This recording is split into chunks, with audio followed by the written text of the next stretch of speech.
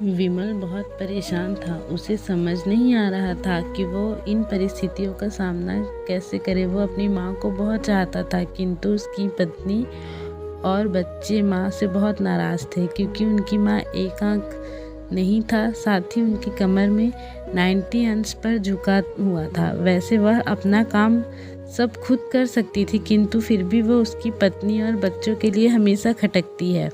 दादी, आप ऊपर के कमरे में जाओ, मेरे दोस्त आ रहे हैं, विमल के बेटे अखिल ने बड़े बेरुखी से कहा। पर बेटा, मैं तो यहाँ बहुत दूर बैठी हूँ, विमल की माँ बहुत प्यार से कहा। नहीं, आप उनके सामने मत आओ, वो मुझे चिढ़ाते हैं, अखिल ने जोर से डांटते हुए कहा। क्या हुआ अखिल, क्यों चिल्ला रहे हो?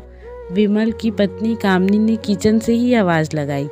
देखो ना माँ, यह दादी यहाँ ड्राइंग रूम में बैठी हैं और मेरे दोस्त आ रहे हैं, अखिल ने शिकायत भरे लहजे में कहा अपनी माँ जी से। माँ जी, ऊपर चली जाओ, क्योंकि हम लोग की बेइज्जती होती है, कामनी के बेटे के पक्ष लेते हुए कहा। सरस्वती चुपचाप उठकर कोने में जाने लगी। कमर झुकी होने के कारण उन्हें ऊपर चढ़ने में बहुत परेशानी हो रही थी, किंतु वह पूरी ताकत से ऊपर वाले कमरे में जाकर बैठ गई। विमल बाजू के कमरे से सब सुन रहा था। उसे कष्ट हो रहा था कि उसकी माँ को अपमानित होना पड़ रहा है, किंतु वो असहाय था।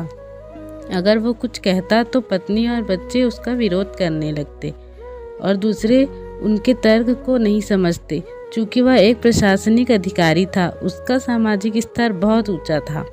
उसकी ससुराल भी एक उच्च घराने में थी, अतः वह चुपचाप इस तरह हर दिन अपनी माँ को अपमानित होते देखता रहता था। रात को विमल की पत्नी ने कहा, देखो जी, अब कुछ करो, कल कलेक्टर साहब आने वाले हैं। माँ जी, आपने देसी घून धारा उनसे मिला?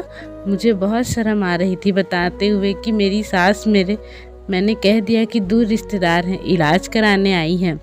विमल की माँ, किंतु फिर भी वह चुप रहा। उसे समझ नहीं आ रहा था कि वह क्या करे। अपने बेटे की मन की स्थिति की सरस्वती अच्छी तरह जानती थी और बेटे को कोई कष्ट न हो, इसलिए वह हर बात को चुपचाप सह लेती।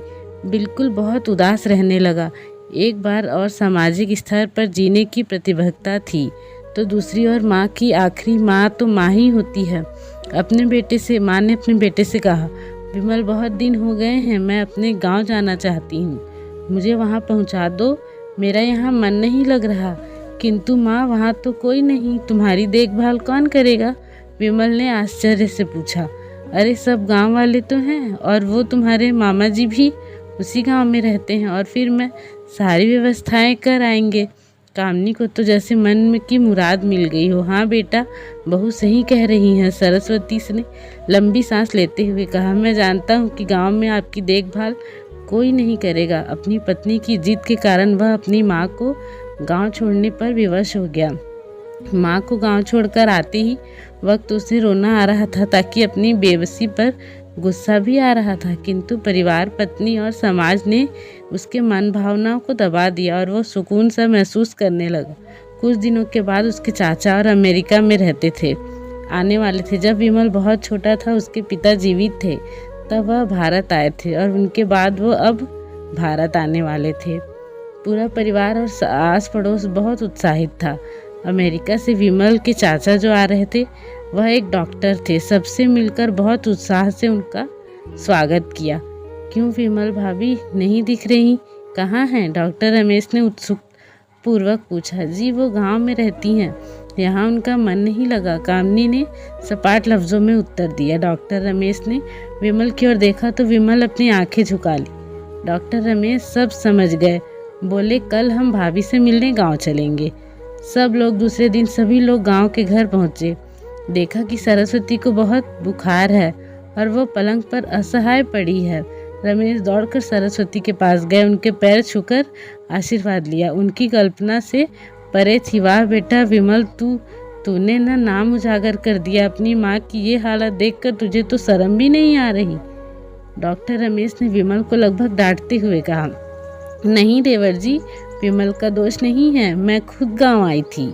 सरस्वती ने अपने बेटे के बचाव में किया। मुझे सब पता चल गया। भाभी, आप चुप रहो। क्यों बहू, तुम्हें अपनी सास की कुरूपता पसंद नहीं है? समाज ने तुम्हें नीचा देखना पड़ता है। डॉक्टर रमेश कामनी को कहा। कामिनी निरंतर होकर विमल को देखने लगी। आज तुम जिस सामाजिक स्तर पर हो वो इनकी संघर्षों की देन है।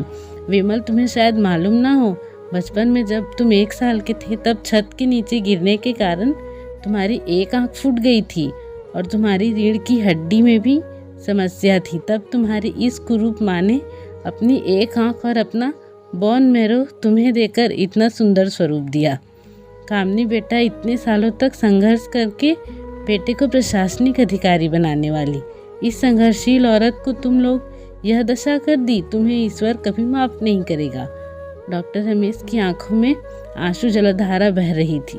अब भाभी, आप मेरे साथ अमेरिका जाएंगी, यहाँ इन स्वार्थी लोगों के बीच नहीं रहेंगी। डॉक्टर रमेश ने सरस्वती से कहा।